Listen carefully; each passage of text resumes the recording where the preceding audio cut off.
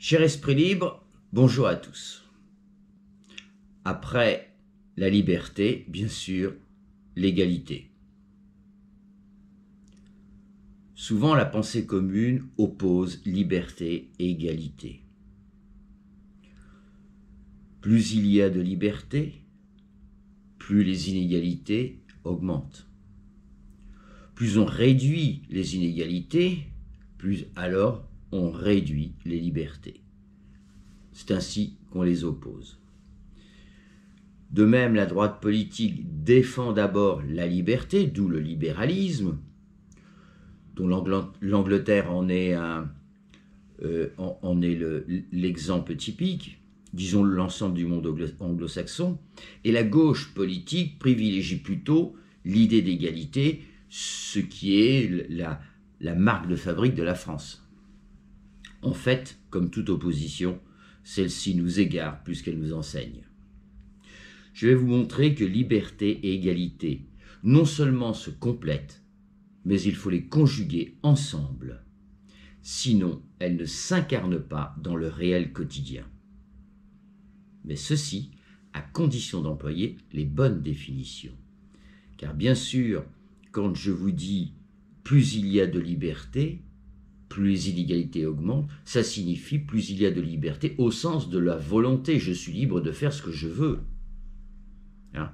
Vous voyez, on se heurte au problème d'une définition, et c'est pour ça que je vous ai proposé la liberté coopérative pour la distinguer de la liberté au sens commun. Cette liberté coopérative, elle a trois critères, si vous voulez. C'est le consentement des volontés, une ou plusieurs, évidemment, qui crée un champ de liberté, un champ nouveau de liberté, une nouvelle vie, et enfin, qui n'augmente pas la misère du monde. Donc si la liberté s'analyse comme le consentement de volonté, j'ai pris l'exemple du couple qui se disent « oui, je le veux, vivre ensemble, nous marier, passer devant le maire », et puis l'exemple du peuple qui s'unit pour destituer un tyran, hein, il y a bien consentement des volontés. Mais pour que deux volontés s'accordent, il est nécessaire que chacune des dites volontés admette, je dirais pour l'instant, une sorte d'égalité entre elles. Comment en effet une personne pourrait s'entendre, au sens de s'accorder, si elle n'y voit en l'autre que des infériorités, des sortes d'infirmités naturelles? Non, il faut un point d'ancrage égalitaire pour s'entendre, se comprendre et s'accorder. Or, si tel est le cas, quel serait ce point d'ancrage égalitaire? Ma réponse, l'égalité en dignité. Seule réelle égalité, car toute autre égalité n'est qu'un leurre. Même l'égalité en droit, ça l'est également. Mais pour l'instant, restons-en là. Seule l'égalité en dignité, en réalité, est naturelle. Qu'avons-nous, nous tous les êtres humains, en commun? Eh bien, je reviens, telle une obsession, nous avons les valeurs universelles gravées en lettres d'or dans nos cœurs biologiques à la naissance. Voilà ce que nous avons en commun par nature, hein, à notre naissance. Tous, nous avons ces valeurs universelles gravées dans nos cœurs biologiques. Ça ne veut pas dire pour autant que tous, nous les éveillons, nous les incarnons dans nos vies quotidiennes, on l'a déjà vu souvent. En revanche, nous naissons avec. Et c'est ce qui caractérise notre dimension spirituelle.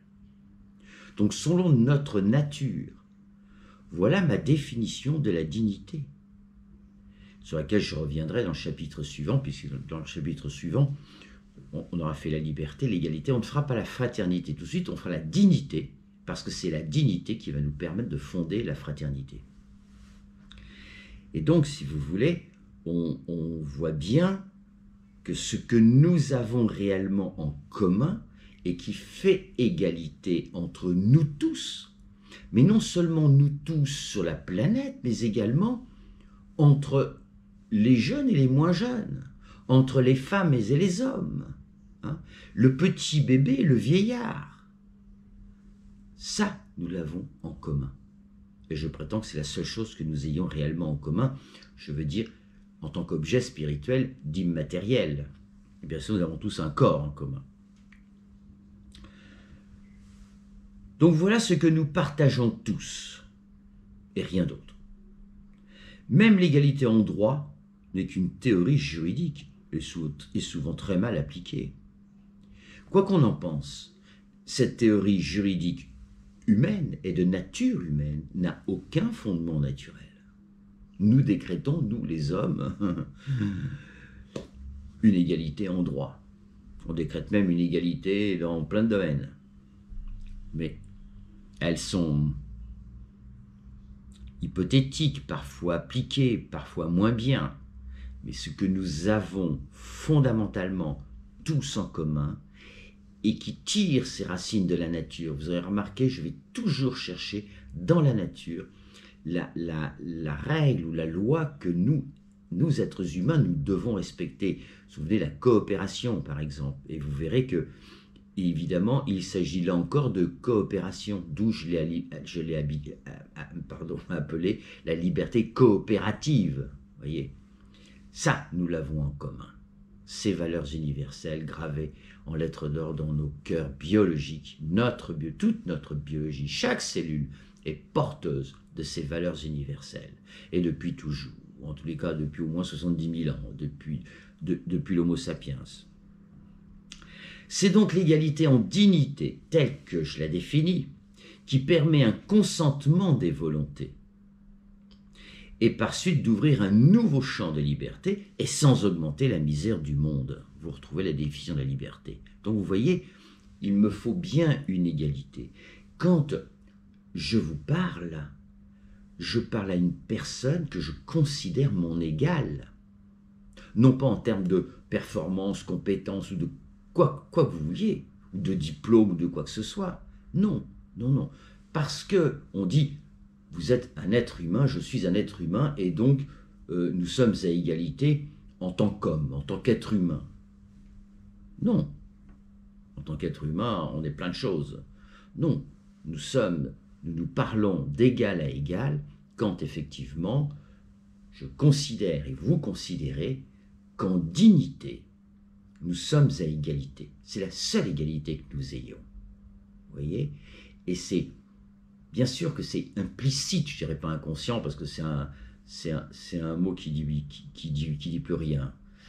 Mais implicitement, quand nous nous parlons, nous considérons que cette personne, la boulangère chez qui je vais acheter mon pain, cette personne est égale en dignité à la mienne. Et je reviendrai sur la dignité dans le prochain chapitre. Dès lors, l'égalité en dignité, conjuguée avec la liberté coopérative, permet la réalisation d'une réelle fraternité. Car pour que la fraternité soit, il faut une origine ou encore une filiation commune à toute l'humanité. C'est-à-dire la mise en commun des valeurs universelles inscrites dans notre biologie. Voilà la filiation, voilà l'origine commune que nous ayons par nature. Nous voyons donc que notre filiation, qui permet fraternité, notre filiation commune, s'origine déjà dans notre biologie, donc dans la mère nature. Vous voyez, toujours aller chercher dans la nature la réponse à nos questions. Donc ce que déjà je voulais vous montrer, c'est que vous comprenez bien que si dans nos démocraties, on commence par opposer liberté et égalité, ceux qui valent beaucoup de liberté forcément engendrent des inégalités. Et puis si on veut faire un monde d'égalité, alors on prive une minorité, mais on prive certains de liberté. Si on raisonne comme ça, et qu'en plus de ça, la fraternité est aux abonnés absents, qui parle de fraternité en politique? Quel programme se présente comme voulant défendre la fraternité? Ça n'a même presque plus de sens. Et pourtant, alors qu'est-ce que ça veut dire? Donc vous voyez comme nos démocraties sont bancales. Qu'est-ce que ça veut dire liberté, égalité, fraternité sur tous les bâtiments publics? Qu'est-ce que ça veut dire? Si la fraternité, il n'y en a plus, et si on oppose liberté, égalité, vous voyez comment nos démocraties sont bancales avec ces définitions-là. Voilà donc l'articulation que je vous propose entre liberté, égalité, au travers de la dignité, de ce que nous avons par nature en commun, pour aboutir à une authentique fraternité. N'est-ce pas une belle et réelle approche de la démocratie? Remarquez une chose, je viens un peu de vous le dire, mais quand même, aucun programme politique ne défend la fraternité. On n'en parle jamais.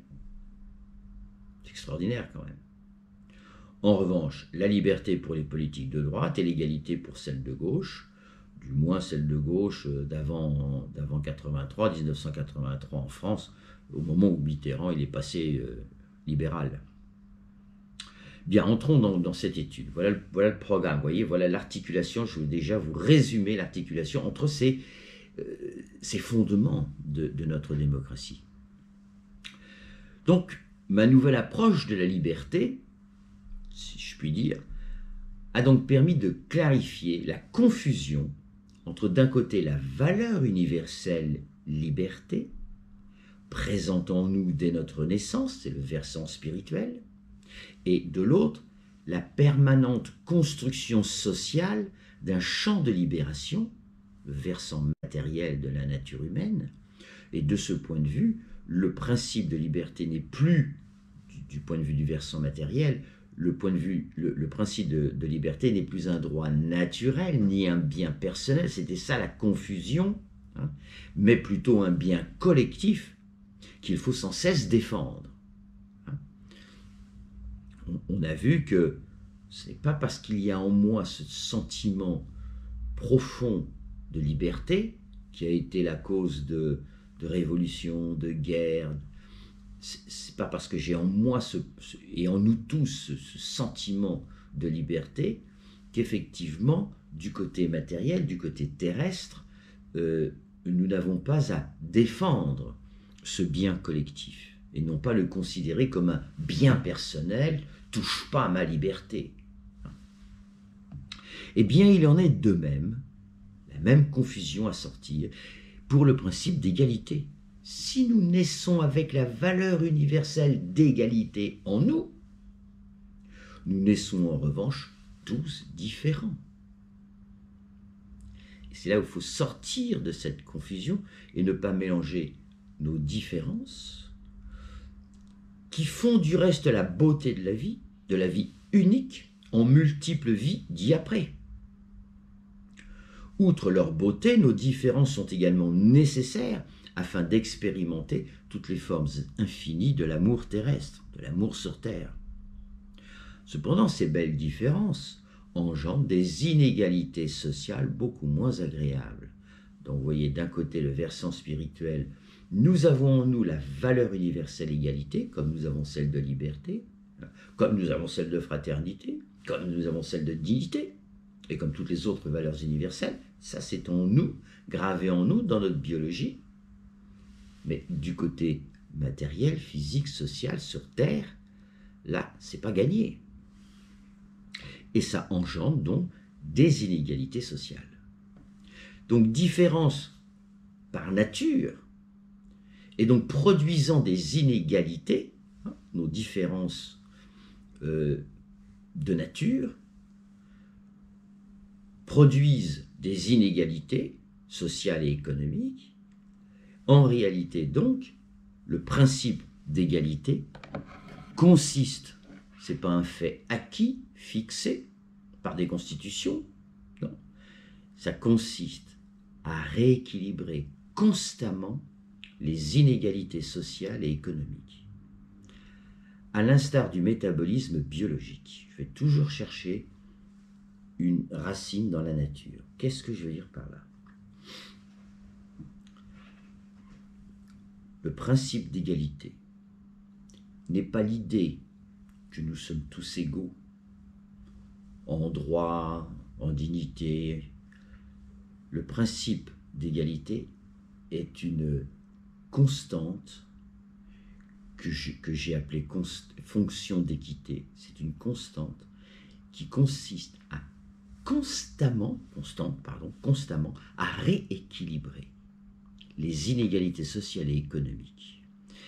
Et je vous disais, à l'instar du métabolisme biologique, j'avais déjà pris cette analogie qui est plus qu'une analogie, parce que c'est une loi biologique, une loi naturelle dans nos corps. Qu'est-ce que c'est? C'est ce qui définit la maladie et la santé. La santé découle, ou plutôt la maladie découle d'une défaillance, de la constante recherche des équilibres métaboliques, mais sans jamais l'obtenir. Sinon, ce serait l'inertie et donc la mort. Je vous en ai déjà parlé. Si la santé, donc si vous voulez, c'est une constante recherche des équilibres métaboliques, mais sans jamais les obtenir. C'est ce qui fait que dans les nouveau-nés, lorsque les battements du cœur deviennent réguliers, les pédiatres savent que ça annonce la mort. Les battements du cœur sont irréguliers. Et soit ils forment une courbe, c'est l'harmonie, soit ils forment quelque chose de ce genre, je vous parle de ça tout de suite là, mais je vous l'ai déjà cité, mais c'est David Servan-Schreiber dans Guérir qui nous explique ça. Eh bien, si c'est une courbe harmonieuse, donc ça veut dire qu'on a des belles idées, des belles images dans la tête, et que tout va bien sur le plan émotionnel. Et si c'est par contre disharmonieux, c'est chaotique, eh bien ça veut dire que les battements du cœur sont désorganisés. Ils vivent émotionnellement quelque chose de désagréable. Eh bien, tout notre corps fonctionne avec cette recherche constante des équilibres métaboliques.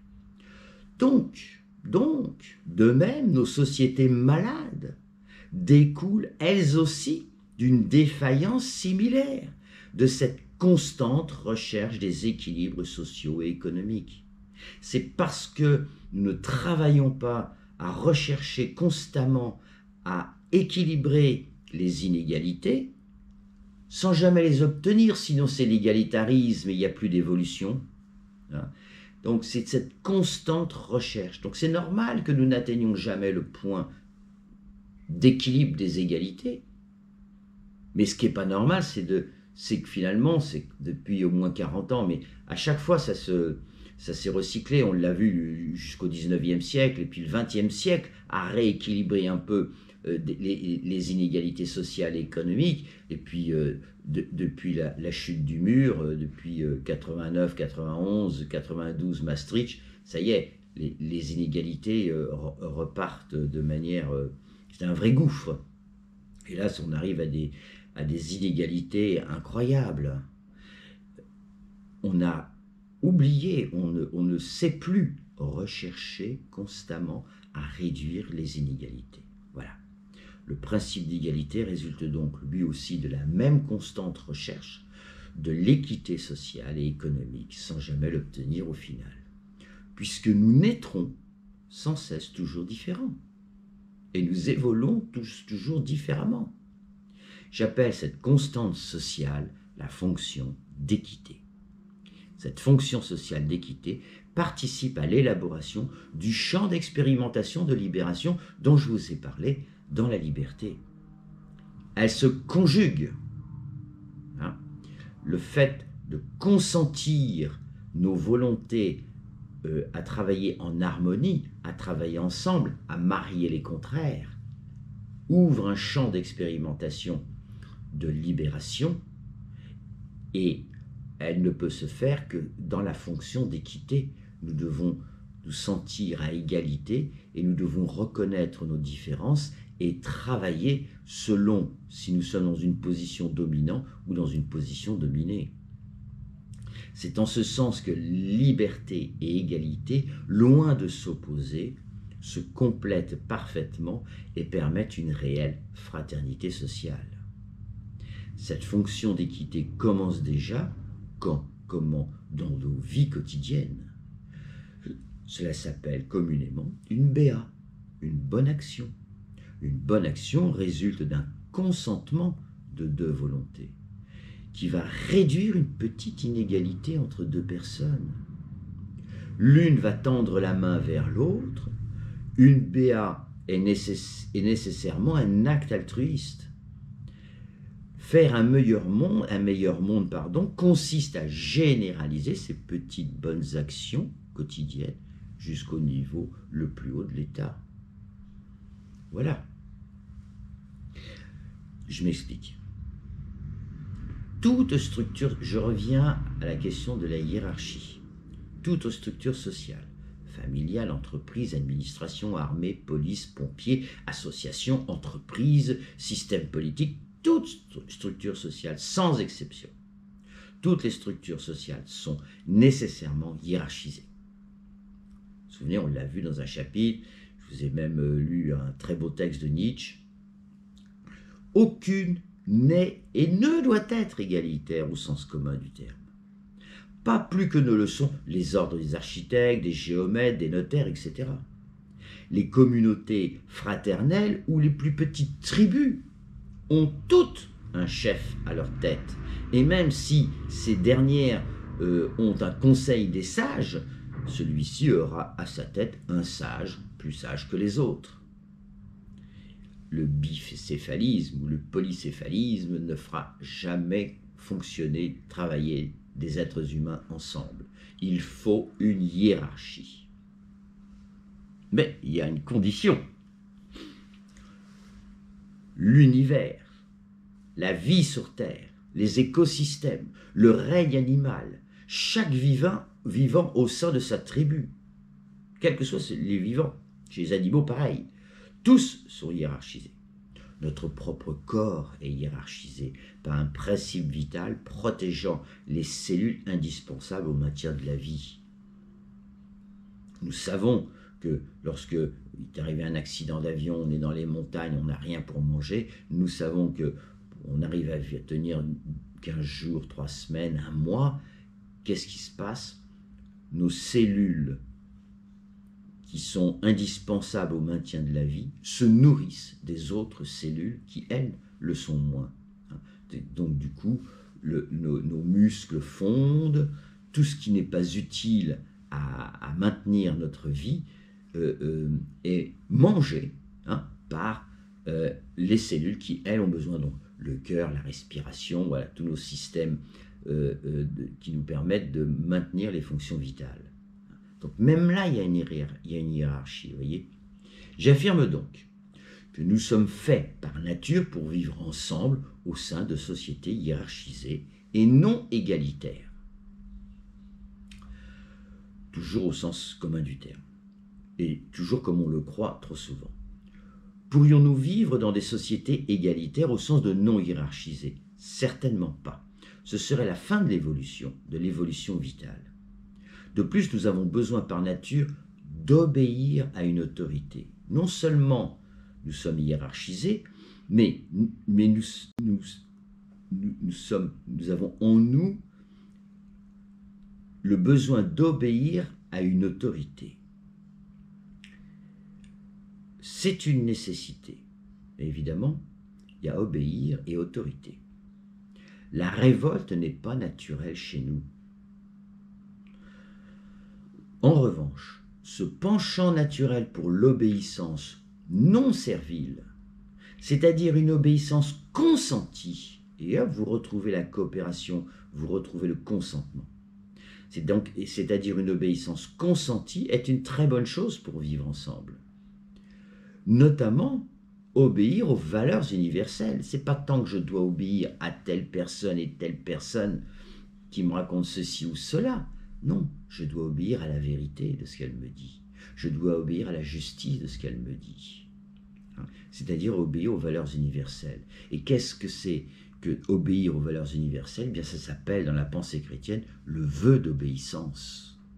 Vous avez le vœu de pauvreté, le vœu d'obéissance et le vœu de chasteté. Je reste là, voilà. Considérez déjà que rien pour le vœu d'obéissance, je ne vais pas vous faire les deux autres, le vœu d'obéissance, c'est obéir à nos valeurs universelles, et elles sont toutes les mêmes, On n'a même pas besoin de philosopher dessus ou de définir. Nous savons ce que c'est que la solidarité. Nous savons ce que c'est qu'une bonne action. Nous savons ce que c'est que l'hospitalité. Nous savons tout ça. C'est là en nous. C'est ça le vœu d'obéissance. Et comme nous sommes tous différents, et que ces différences naturelles peuvent engendrer des inégalités sociales, il nous faut vivre au sein de hiérarchies dotées d'une autorité bienveillante. C'est là le bug social. C'est qu'à cause du versant égoïste des dominants, nos hiérarchies sont malveillantes. On a déjà vu tout ça. Et je reviens dessus pour bien se faire comprendre que la notion, le principe d'égalité ne peut s'appliquer que dans des hiérarchies bienveillantes. En effet, nous sommes tous, selon les circonstances, forts ou faibles, sachants ou ignorants, malades ou en bonne santé, vieux ou jeunes, riches ou pauvres. C'est la reconnaissance mutuelle que toute relation est, par nature, hiérarchisée et non égalitaire. Parents, couples, enfants, amis, collègues, administrés, salariés, citoyens, étrangers, qui permettra d'appliquer le principe d'égalité dans la recherche constante de l'équité. C'est parce que nous avons conscience que nous sommes parfois forts, parfois faibles, parfois sachants, parfois ignorants, que nous sommes dans une relation, même à deux, nous sommes toujours dans une relation hiérarchisée, et c'est chacun ayant conscience de sa position au moment de l'événement d'une relation quelconque. Suis-je du côté dominant ou du côté suis-je sachant ou ignorant? Quand je discute avec mon avocat, il n'y a pas de souci, c'est lui qui est sachant, c'est moi qui dois obéir. C'est très simple. Mais lorsque ces hiérarchies sont malveillantes et fondées comme aujourd'hui sur le pouvoir malveillant de l'argent, c'est la porte ouverte à toutes sortes d'abus et de corruption. Donc ce n'est pas le côté hiérarchique qu'il faut déconstruire, c'est qu'il faut les faire passer de malveillantes à bienveillantes. Donc, toujours pareil, je ressasse, telle une obsession, il faut passer de l'égoïsme, à l'altruisme. Le mensonge du libéralisme entretient cette confusion entre nos différences naturelles, lesquelles sont positives pour fonder un monde fraternel. Il ne peut pas y avoir de fraternité sans différence, sinon on est des clones. Et les inégalités sociales, vous voyez, il faut une confusion entre nos différences naturelles et les inégalités sociales et économiques en vue d'enrichir les riches avec l'argent des pauvres, comme toujours. Non, c'est bien deux choses bien différentes et nous pouvons parfaitement gérer nos différences naturelles grâce à cette fonction d'équité qui va toujours permettre de réduire les inégalités. En fait, qu'est-ce qu'ils disent? Comme nous sommes tous égaux par nature, disent-ils, il est normal qu'il y ait des très riches et des très pauvres. Comme nous sommes tous inégaux, comme nous sommes tous inégaux, hein, en fait, nous sommes tous différents, donc là, nous sommes tous inégaux, par nature, il est normal qu'il y ait des très riches et des très pauvres. Hein, voilà. C'est ça le... Bon. Donc ceci est faux. Nous sommes tous, par nature, différents. Mais nous n'avons pas à subir de telles inégalités. Comprenons-nous bien, nous sommes et restons tous différents. C'est clair. C'est en passant de la loi humaine du plus fort à la loi naturelle du plus juste que nous apaiserons les inégalités sociales issues de nos différences naturelles. En synthèse, cette recherche constante de l'équité à tous les niveaux des échelles sociales ne peut fonctionner que dans des hiérarchies bienveillantes. Car les hiérarchies malveillantes aux autorités égoïstes n'engendreront que des inégalités sociales de plus en plus criantes, et c'est bien ce qui se passe. L'une des conséquences négatives issues de ces hiérarchies malveillantes réside dans la revendication à l'égalité du faible, du dominé, du malade, du pauvre. Étant dans des hiérarchies malveillantes, qu'est-ce que fait le faible, à chaque fois on y est un peu, hein, le faible dominant, le malade, le pauvre, qu'est-ce qu'il fait? Il revendique. C'est une sorte de l'envers, de doublure néfaste du principe d'égalité. Parce qu'en nous, nous avons cette valeur universelle égalité dans notre cœur. Donc le faible, le dominé, le malade, le pauvre, subissant la loi du plus fort dans les hiérarchies malveillantes, au lieu de la loi du plus juste dans les hiérarchies bienveillantes, revendique son droit à cette réduction d'inégalité. Mais comme il est faible, dominé, malade, pauvre, ces revendications échouent le plus souvent. Et ceci explique pourquoi, depuis quand même des siècles et des siècles, beaucoup de siècles, on est toujours sur le même modèle de hiérarchie malveillante avec des dominants et des dominés esclaves, et on est toujours sur cette continuité où les peuples souffrent alors que 2, 3, 4% de dominants ont la belle vie. C'est pas d'aujourd'hui. Ben, c'est à cause de ça, si vous voulez. C'est parce que tant qu'il n'y aura pas cette métanoïa, cette conversion de l'égoïsme à l'altruisme, ça fera toujours un monde de malheur. Et ce que je voulais vous dire à cet effet, c'est que sachez quand même que la faiblesse de la majorité dominée fait la force de la minorité dominante. Parce que ça, c'est une question que je me suis posée longtemps. Comment se fait-il que le peuple est tellement plus nombreux, quoi. On est de l'ordre du 96-97%. Même si aujourd'hui, il y a une classe moyenne, enfin, pendant des siècles et des siècles, c'était le cas. Comment c'est possible? Ah, ils avaient l'armée. Très bien.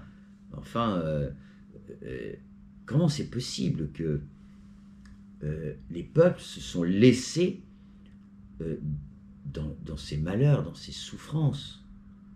C'est terrible. Par une minorité. Comment c'est possible? Eh bien, la réponse, une des réponses en tous les cas, c'est parce que nous nous sentons faibles. Nous faisons partie des faibles. La majorité populaire est faible, isolée.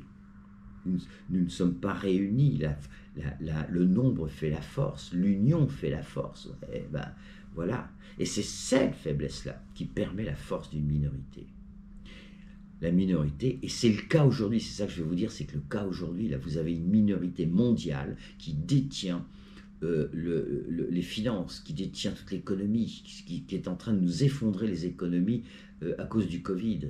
Eh bien, vous voyez, c'est à nous de devenir forts, de prendre conscience de notre force, notamment par le nombre et par la pensée, que nous pouvons combattre le monde de demain, que cette mondialisation, cette technocratie mondiale nous réserve, et notamment grâce ou à cause de l'intelligence artificielle. Bon, nous sommes là au cœur d'une autre confusion également. Il y a une inversion du processus vital à cause des hiérarchies malveillantes entretenues par le libéralisme. C'est-à-dire que l'égalité en droit des constitutions n'est pas seulement affirmer le même droit juridique pour tous, une sorte d'égalitarisme du droit, qui ne fonctionne pas, mais surtout, ça exprime le devoir de chacun de tendre la main au plus faible que soi-même. Cette égalité en droit virtuel, théorique, devrait se transformer, s'incarner en un devoir de chacun d'entre nous de tendre la main au plus faible que soi-même. Un droit entraîne réciproquement un devoir. Bien. En réalité, le principe d'égalité invite donc le fort, le dominant, le bien-pensant, le riche à apaiser les inégalités sociales issues des différences naturelles en appliquant la loi du plus juste avec bienveillance. Et vous retrouvez la coopération. Alors en retour, le faible, le dominé, le malade et le pauvre, d'une part, n'aurait plus à revendiquer son droit, et d'autre part, leur serait reconnaissant en accueillant leur solidarité. On assisterait alors à un retournement de la relation universelle humaine, sortant du jeu, souvenez-vous, je m'impose, il ou elle s'oppose, égoïste, pour vivre l'amour fraternel comme un don et un accueil réciproque. Et je vous renvoie au chapitre La relation humaine universelle. En conclusion, le principe d'égalité ne dit pas « comme nous sommes tous égaux en droit que le meilleur gagne », il dit au contraire « comme nous sommes tous différents, soyons solidaires, fraternels, altruistes, en apaisant les inégalités par application de la loi naturelle du plus juste matériel de la nature humaine ». Et de ce point de vue, le principe de liberté n'est plus, du point de vue du versant matériel, le principe de liberté n'est plus un droit naturel ni un bien personnel, c'était ça la confusion, hein, mais plutôt un bien collectif qu'il faut sans cesse défendre. Hein. On a vu que ce n'est pas parce qu'il y a en moi ce sentiment profond de liberté qui a été la cause de révolution, de guerre. C'est pas parce que j'ai en moi et en nous tous ce sentiment de liberté qu'effectivement, du côté matériel, du côté terrestre, nous n'avons pas à défendre ce bien collectif et non pas le considérer comme un bien personnel, touche pas à ma liberté. Eh bien, il en est de même, la même confusion à sortir pour le principe d'égalité. Si nous naissons avec la valeur universelle d'égalité en nous, nous naissons en revanche tous différents. Et c'est là où il faut sortir de cette confusion et ne pas mélanger nos différences, qui font du reste la beauté de la vie unique, en multiples vies d'y-après. Outre leur beauté, nos différences sont également nécessaires afin d'expérimenter toutes les formes infinies de l'amour terrestre, de l'amour sur terre. Cependant, ces belles différences engendrent des inégalités sociales beaucoup moins agréables. Donc vous voyez d'un côté le versant spirituel, nous avons en nous la valeur universelle égalité, comme nous avons celle de liberté, comme nous avons celle de fraternité, comme nous avons celle de dignité, et comme toutes les autres valeurs universelles, ça c'est en nous, gravé en nous dans notre biologie. Mais du côté matériel, physique, social, sur Terre, là, c'est pas gagné. Et ça engendre donc des inégalités sociales.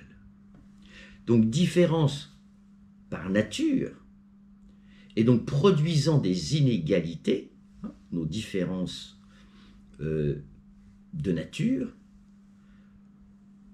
produisent des inégalités sociales et économiques. En réalité, donc, le principe d'égalité consiste, ce n'est pas un fait acquis, fixé par des constitutions, non, ça consiste à rééquilibrer constamment les inégalités sociales et économiques. À l'instar du métabolisme biologique, je vais toujours chercher une racine dans la nature. Qu'est-ce que je veux dire par là? Le principe d'égalité n'est pas l'idée que nous sommes tous égaux en droit, en dignité. Le principe d'égalité est une constante que j'ai appelée fonction d'équité. C'est une constante qui consiste à constamment à rééquilibrer les inégalités sociales et économiques. Et je vous disais, à l'instar du métabolisme biologique, j'avais déjà pris cette analogie qui est plus qu'une analogie, parce que c'est une loi biologique, une loi naturelle dans nos corps. Qu'est-ce que c'est? C'est ce qui définit la maladie et la santé. La santé découle, plutôt la maladie découle d'une défaillance, de la constante recherche des équilibres métaboliques, mais sans jamais l'obtenir. Sinon, ce serait l'inertie et donc la mort. Je vous en ai déjà parlé. Si la santé, donc si vous voulez, c'est une constante recherche des équilibres métaboliques, mais sans jamais les obtenir. C'est ce qui fait que dans les nouveau-nés, lorsque les battements du cœur deviennent réguliers, les pédiatres savent que ça annonce la mort.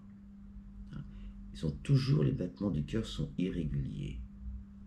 Et soit ils forment une courbe, c'est l'harmonie, soit ils forment quelque chose de ce genre, c'est avec, je vous parle de ça tout de suite là, mais je vous l'ai déjà cité, mais c'est David Servan-Schreiber dans Guérir qui nous explique ça. Hein. Eh bien, si c'est une courbe harmonieuse, donc ça veut dire qu'on a des belles idées, des belles images dans la tête, et que tout va bien sur le plan émotionnel. Et si c'est par contre disharmonieux, c'est chaotique, eh bien ça veut dire que les battements du cœur sont désorganisés. Ils vivent émotionnellement quelque chose de désagréable. Eh bien, tout notre corps fonctionne avec cette recherche constante des équilibres métaboliques. Donc, de même, nos sociétés malades découlent elles aussi d'une défaillance similaire, de cette constante recherche des équilibres sociaux et économiques. C'est parce que nous ne travaillons pas à rechercher constamment à équilibrer les inégalités, sans jamais les obtenir, sinon c'est l'égalitarisme et il n'y a plus d'évolution.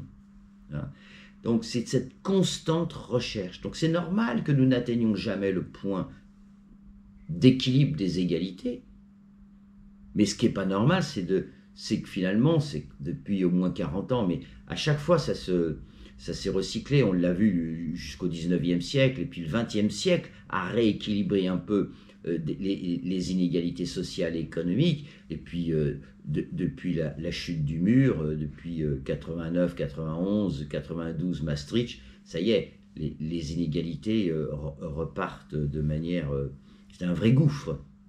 Hélas, on arrive à des inégalités incroyables. On a oublié, on ne sait plus rechercher constamment à réduire les inégalités. Voilà. Le principe d'égalité résulte donc lui aussi de la même constante recherche de l'équité sociale et économique, sans jamais l'obtenir au final. Puisque nous naîtrons sans cesse toujours différents, et nous évoluons tous toujours différemment. J'appelle cette constante sociale la fonction d'équité. Cette fonction sociale d'équité participe à l'élaboration du champ d'expérimentation de libération dont je vous ai parlé dans la liberté. Elle se conjugue. Le fait de consentir nos volontés à travailler en harmonie, à travailler ensemble, à marier les contraires, ouvre un champ d'expérimentation de libération, et elle ne peut se faire que dans la fonction d'équité. Nous devons nous sentir à égalité et nous devons reconnaître nos différences et travailler selon si nous sommes dans une position dominante ou dans une position dominée. C'est en ce sens que liberté et égalité, loin de s'opposer, se complètent parfaitement et permettent une réelle fraternité sociale. Cette fonction d'équité commence déjà quand, comment, dans nos vies quotidiennes. Cela s'appelle communément une BA, une bonne action. Une bonne action résulte d'un consentement de deux volontés qui va réduire une petite inégalité entre deux personnes. L'une va tendre la main vers l'autre. Une BA est nécessairement un acte altruiste. Faire un meilleur monde, consiste à généraliser ces petites bonnes actions quotidiennes jusqu'au niveau le plus haut de l'État. Voilà. Je m'explique. Toute structure, je reviens à la question de la hiérarchie. Toute structure sociale, familiale, entreprise, administration, armée, police, pompiers, association, entreprise, système politique, toute structure sociale, sans exception. Toutes les structures sociales sont nécessairement hiérarchisées. Vous vous souvenez, on l'a vu dans un chapitre, je vous ai même lu un très beau texte de Nietzsche. Aucune n'est et ne doit être égalitaire au sens commun du terme. Pas plus que ne le sont les ordres des architectes, des géomètres, des notaires, etc. Les communautés fraternelles ou les plus petites tribus ont toutes un chef à leur tête. Et même si ces dernières ont un conseil des sages, celui-ci aura à sa tête un sage, plus sage que les autres. Le bicéphalisme ou le polycéphalisme ne fera jamais fonctionner, travailler des êtres humains ensemble. Il faut une hiérarchie. Mais il y a une condition. L'univers, la vie sur Terre, les écosystèmes, le règne animal, chaque vivant au sein de sa tribu, quels que soient les vivants, chez les animaux pareil, tous sont hiérarchisés. Notre propre corps est hiérarchisé par un principe vital protégeant les cellules indispensables au maintien de la vie. Nous savons que lorsque il est arrivé un accident d'avion, on est dans les montagnes, on n'a rien pour manger, nous savons qu'on arrive à tenir 15 jours, 3 semaines, 1 mois. Qu'est-ce qui se passe? Nos cellules qui sont indispensables au maintien de la vie se nourrissent des autres cellules qui, elles, le sont moins. Donc du coup, nos muscles fondent, tout ce qui n'est pas utile à maintenir notre vie est mangé par les cellules qui, elles, ont besoin. Donc le cœur, la respiration, voilà, tous nos systèmes qui nous permettent de maintenir les fonctions vitales. Donc même là, il y a une hiérarchie, vous voyez. J'affirme donc que nous sommes faits par nature pour vivre ensemble au sein de sociétés hiérarchisées et non égalitaires. Toujours au sens commun du terme, et toujours comme on le croit trop souvent. Pourrions-nous vivre dans des sociétés égalitaires au sens de non hiérarchisées? Certainement pas. Ce serait la fin de l'évolution vitale. De plus, nous avons besoin par nature d'obéir à une autorité. Non seulement nous sommes hiérarchisés, mais c'est-à-dire ce que j'ai nommé la fonction d'équité. De la même manière, le principe de justice, que nous ne verrons pas, ne consiste pas seulement à appliquer à tous le même droit juridique, bien que cela soit un bon préalable, mais plutôt à rééquilibrer constamment les injustices sociales et économiques. C'est ça le principe de justice aussi, vous voyez. C'est précisément l'espoir des Gilets jaunes et des manifestants quand ils réclamaient plus de justice sociale et fiscale. C'est-à-dire de faire fonctionner ce principe, cette fonction, cette constante qui est une fonction d'équité et qui est tirée de la loi naturelle. Vous voyez, la nature, elle fonctionne en coopération et elle fonctionne en constante qui cherche à rééquilibrer les déséquilibres. Que vous soyez dans la nature un très grand prédateur ou un insecte, ils participent tous à la même coopération. Tous, ils participent à rééquilibrer constamment les écosystèmes. Ouais, c'est ça l'idée. L'égalité est-elle aussi un objet spirituel comme les autres objets en tant que valeur spirituelle? Évidemment, bien sûr, en tant qu'objet spirituel, le principe d'égalité invite donc le fort, le sachant, le bien portant et le riche à tendre la main au moins fort, moins sachant, moins bien pensant et moins riche que lui-même. Or, cette solidarité altruiste appelle un acte volontaire. Et dès l'instant que vous appelez la volonté humaine, eh bien, vous appelez un acte cause de lui-même. La volonté cause à sui. Si moi dominant, je tends la main à quelqu'un qui a besoin, je fais une bonne action, qui a besoin de moi, forcément, ma volonté le décide.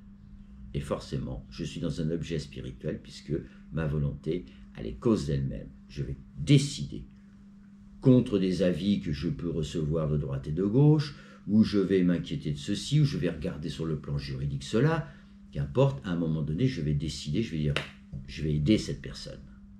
Cette décision est cause d'elle-même. On l'a vu et tout avec la volonté. Donc, je suis bien forcément Dès l'instant que je mets en œuvre une valeur universelle, je mets en œuvre une volonté humaine et je mets en œuvre quelque chose en nous qui est cause de lui-même. Côté contradiction interne, vous vous souvenez les 3 principes. Donc le principe d'égalité affirme d'une part l'inégalité par nature, nous sommes tous différents, et d'autre part il recherche la réduction des inégalités, mais sans jamais obtenir la stricte égalité, ce qui donnerait l'égalitarisme, on l'a vu, c'est pas bon pour la nature non plus. Sinon, le processus d'évolution serait arrêté dans son élan.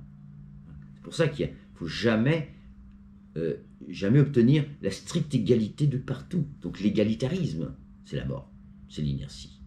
Somme toute, ce sont nos différences naturelles légitimes qui nous invitent, à l'inverse, de les réduire en termes d'inégalité sociale et économique. Nos différences portent en elles-mêmes leur propre fonction d'équité. Elle est là, vous voyez le côté contradiction interne. Enfin, ce principe d'égalité, comme tous les objets spirituels, ne se montre pas du doigt, ne se démontre pas par la logique rationnelle, il s'incarne ou pas selon nos libres arbitres. Libre arbitre, volonté, cause d'elle-même. Donc c'est bien un objet immatériel, invisible, abstrait. Il n'est pas absent, mais pas absent de notre vie quotidienne. En tout cas, ça dépend de nous. Puisque, n'oublions jamais qu'ils sont gravés en lettres d'or dans nos cœurs. C'est à nous, les peuples, de l'incarner ou de l'imposer à nos dirigeants. Un monde d'après juste et équitable ne viendra pas d'en haut. Bien au contraire, il faut quand même prendre conscience de ceci. Les élites mondiales, là, ça se voit vraiment, là, avec le Covid, et puis cette espèce de chape de plomb, de confinement, de couvre-feu, là. Les élites mondiales semblent à l'œuvre en vue de réaliser un monde technocratique contre les peuples et faire disparaître les démocraties. Là, vraiment, en ce moment, je deviendrais presque complotiste. En ce moment, quand même, je suis quand même très étonné de comment bien des pays, en tout cas tout l'Occident, réagit comme une chape de plomb qui veut écraser tout le tissu économique social. Les restaurants, les bars, les salles de sport, les cinémas, toute la culture, tout ça est en train de disparaître avec comme prétexte le Covid. Vous voyez ? Parce que derrière, il y a cette idée-là. Cette idée que ce qu'ils veulent faire, c'est un monde technocratique, un monde où c'est l'intelligence artificielle qui va dominer et on va avoir, je sais pas, la moitié, 50% des peuples qui deviendront ce que Harari appelle des inutiles. Voilà. L'enjeu, il n'est pas petit. Donc si tel est le cas, la lutte sera féroce. On entend dire déjà un peu guerre civile. Bon, on n'en est pas là. Mais la véritable arme des peuples sera l'altruisme entre nous et non la violence. C'est ça que je veux vous montrer. C'est l'altruisme qui permettra au peuple et l'altruisme entre les peuples. Et nous en sommes parfaitement capables. C'est gravé là. Sans une solidarité altruiste entre les peuples, nous succomberons sous les coups des pandémies impromptues, parce qu'il va y en avoir d'autres, et qui vont s'additionner, et des crises économiques que j'appellerais organisées. Pandémie impromptue qui tombe parfaitement bien, et crise économique organisée derrière. Notre seule force, le nombre, à condition de s'appuyer sur les 3 principes de la démocratie, qu'on est en train de voir, et à commencer par organiser les 3 piliers que j'ai développés au préalable, limiter la propriété privée, supprimer la spéculation et partager les fruits du travail collectif. Bon, ben écoutez, je vous remercie. Ouais, donc la prochaine fois, c'est le principe de dignité. Je vais revenir donc sur cette idée, cette origine, cette filiation qui va nous permettre de fonder à ce moment-là un vrai principe de fraternité. Encore une fois, je vous remercie.